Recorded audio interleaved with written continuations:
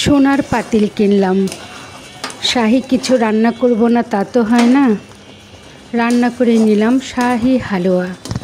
Hello everyone, আসসালামু আলাইকুম। আজ আপনাদের সাথে শেয়ার করব শাহি হালুয়া রেসিপি। শাহি হালুয়া রান্না করার জন্য এখানে আমি প্রথমে একটা প্যানের মধ্যে ঘি নিয়েছি। এখানে আমি 4 টেবিল চামচ ঘি নিয়েছি।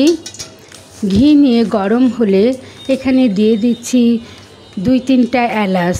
এলাচগুলো আমি একটু হালকা ফাটিয়ে দিয়েছি, দেখতে পাচ্ছেন। এখন আমি দিয়ে দিব 2-3টা এলাচ। এই তো ঘি ভালোভাবে গরম হয়েছে, এখন দিয়ে দিলাম এলাচ। এলাচ দিয়ে একটু নাড়াচাড়া করে সুন্দর একটা অ্যারোমা বের হলে দিয়ে দিয়েছি সুজি। এখানে আমি 2 কাপ সুজি ব্যবহার করেছি, দেখতে পাচ্ছেন। 2 কাপ সুজি নিয়ে আমি এখন এগুলো খুব ভালোভাবে ভেজে নিচ্ছি, যে পর্যন্ত সুন্দর একটা গ্রান না বের হয়। গ্রান বের হলে আমি অন্য সব কিছু এখানে অ্যাড করব। এখন সুন্দর করে এগুলো ভেজে নিচ্ছি।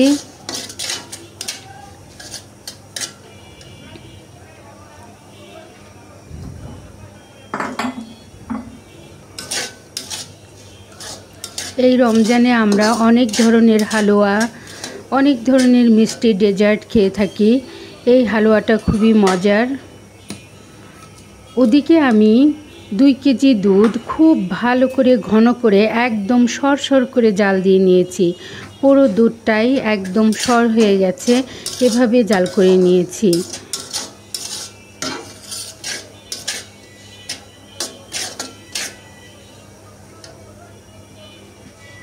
সুজি প্রায় ভাজা হয়ে গেছে।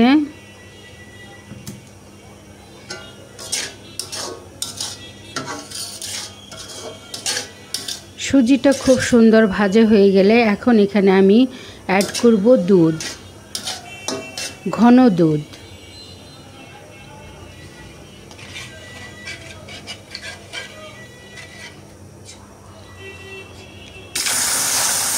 এতে দিয়ে দিচ্ছি ঘন দুধ, একদম ক্রিমি সরযুক্ত ঘন দুধ। এই তো দেখতে পাচ্ছেন কেমন সরসর হয়ে গেছে।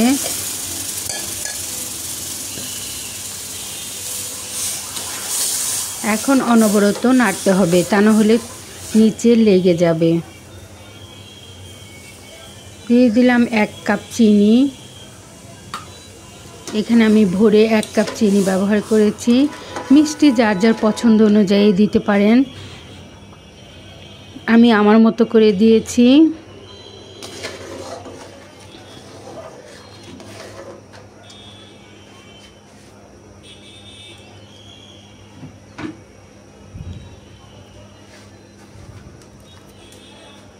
এখন দিয়ে দিলাম পরিমাণ মতো লবণ। মিষ্টিতে লবণ একদম না দিলে ব্যালেন্স আসে না, খেতেও মজা হয় না।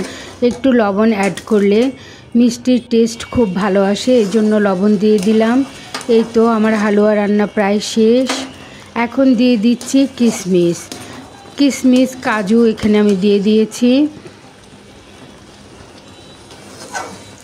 এখন খুব ভালোভাবে অনবরত নেড়েচেড়ে নামিয়ে নিলেই তৈরি হয়ে গেল মজাদার শাহি হালুয়া। খুবই মজাদার এই রেসিপি। আমরা যে কোনো পরোটা, রুটি, নান যে কোনো কিছুর সাথে এই হালুয়া খেতে পারি, এমনিও খাওয়া যেতে পারে। খুবই মজাদার। আমার পাশে থেকে মজাদার এই রেসিপিটা শেয়ার করার জন্য সবাইকে অসংখ্য ধন্যবাদ। আসসালামু আলাইকুম।